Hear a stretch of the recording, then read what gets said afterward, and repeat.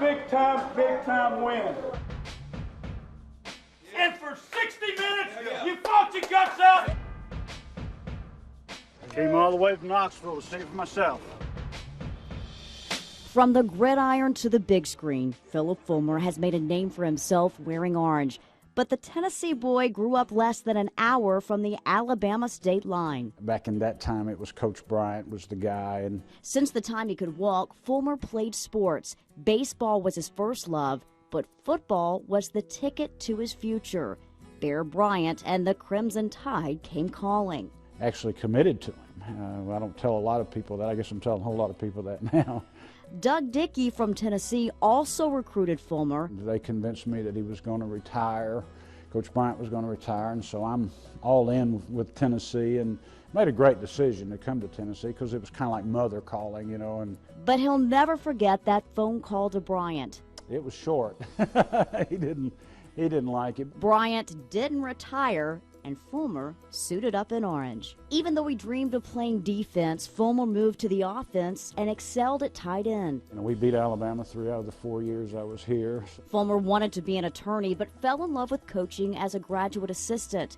The job took him to other schools, but in 1980, he got the call to come home. After 13 years as an assistant and a controversial decision, Fulmer replaced Johnny Majors. Oh, that was difficult. That was difficult on everybody that loved Tennessee, football. But Fulmer has no regrets. Well, I look back and it was the right decision for me and my family, and as it turned out, I think for Tennessee athletics, because we ended up having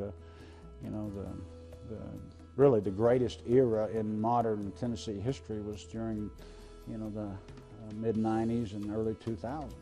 Final score, Tennessee 20, Florida 17. Pandemonium reigns. The obvious high, 1998, a perfect season. Touchdown, Peerless Price. Palmer again with time, now loses time. He is sacked. Stumbles and falls, fumbles the football. It's been recovered by Tennessee at the 43-yard line. I'm so darn proud of you. I think I've hugged everybody's neck. If I hadn't, I'll hug you in a minute. When we started tough and everybody bound together. And Martin's going to go long at the far sideline, and it is caught at the 40 by Price. Topped off with a national championship. All the cameras were flashing and the crowd was roaring and people rushing to the middle of the field, and it was a beautiful time for everybody that loves Tennessee. Who could have predicted a decade later Fulmer would take his last ball walk? As I close, I want to thank the Tennessee people for all the opportunities I've been given and earned. Even though he has just one regret, but I would have liked to have had a chance to get it fixed. He's incredibly proud of his legacy. But I can look back and say, hey, I did it right. Is that Michael? Is that O'Hare? It's oar, like a paddle in a boat, oar.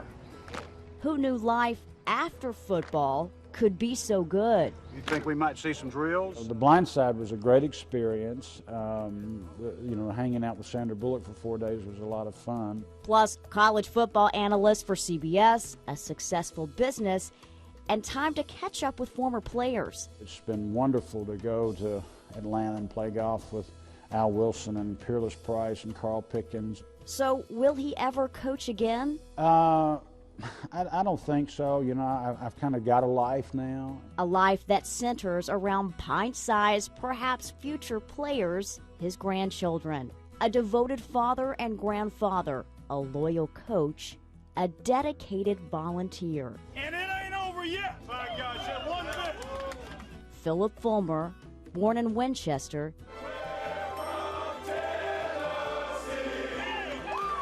homegrown in Tennessee.